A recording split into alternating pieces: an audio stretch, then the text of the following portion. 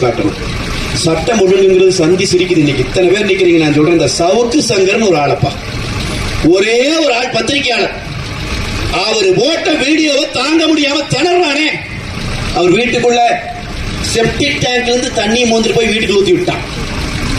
அந்த மனுஷனை துரத்தி துரத்தி துரத்தி துரத்தி கைது பண்ணான். அந்த ஆளும் சளைக்காம போராடினார். அவரை போலவே பல பேரை கைது பண்ணி போட்டான். கருத்தே சொல்லக்கூடாது, இந்த அரசாங்கம் செய்கிற ஊழல்களை வெளியே பேசக்கூடாது, கைது பண்ணிட்டே இருந்தான். இப்ப அவரு பெரிய அறிவாளி தான். இவன் இந்த வேலை பண்ணிட்டு இருக்கிறான்ட்டு இவன் பண்ண எல்லா அயோக்கியத்தனத்தையும் வீடியோவா பண்ணி அந்த வீடியோவை யாருக்கிட்டயோ கொடுத்துட்டு அவர் இப்ப எங்கேயும் தெரியல, எங்கேயோ போயிட்டார். இப்ப என்ன பண்றா தெரியுங்களா?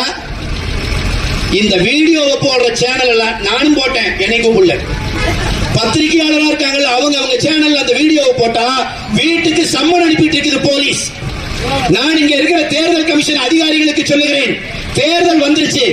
இந்த ஸ்டாலின் அரசாங்கத்திற்கு கூலி வேலை பார்த்துக் கொண்டிருந்த அந்த போலி காக்கி சட்டைகளை முதலிலே தூக்கி எறியுங்கள்.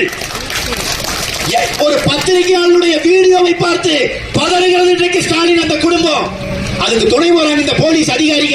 இந்த போலீஸ் அதிகாரிகள் மேல நடவடிக்கை எடுத்து இவர்களை சிறைப்படுத்த வேண்டும்.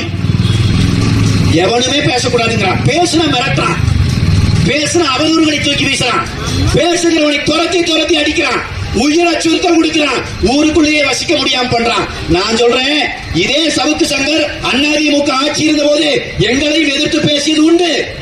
அதிமுக விமர்சனத்தை நேருக்கு நேரா சந்திச்சுக்கிறான். உங்களை மாதிரி கோழை மாதிரி அவன் வீட்டுக்குள்ள செப்டிக் டேங்க் தண்ணி ஊத்தி விடல, அவனை கைது பண்ணி சிறைப்படுத்தல. அவர் எங்க இருக்கிறாருன்னே தெரியாம இன்னைக்கு தலைமறைவாகிற வரைக்கும் இந்த காக்கி சட்டைகளை வைத்து மிரட்டல. நல்ல காக்கி சட்டை யாரை மிரட்டணும்? கஞ்சா விக்கிறவனை மிரட்டணும், கள்ளச்சாராயம் விக்கிறவனை மிரட்டி பிடிச்சிருக்கணும். 120 பேரை கொண்டான் கள்ளச்சாராயம் வித்து.